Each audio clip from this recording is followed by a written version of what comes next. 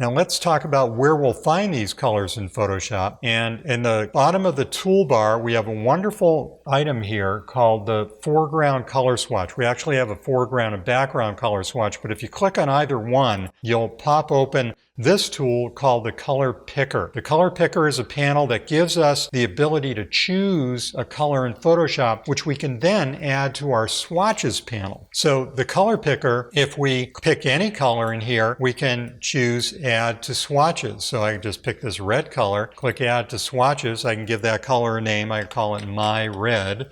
Click OK. And there's that red color added to the swatches. And let me just orient you to the color picker. We have the hue slider on the right hand side, and that is simply the color wheel splayed out. If you split the color wheel down along the red and spread it out, you're going to end up with this hue slider. So you can see this begins and ends in red, and then we go around the color wheel. So if I drag that slider, you'll see this hue field go from 0 degrees up to 359 degrees and then back down to 0. So there's our 360 degrees around the color wheel. Then this cube on the left, this box on the left, shows us the saturation of the color left to right and brightness bottom to top. So when you take all the saturation out of any color, you'll always be left with a gray tone. No matter what your hue is, when you take all the saturation out, you have a gray tone. And when you start peaking that saturation back in, you get more and more of that hue. We see more and more of that color.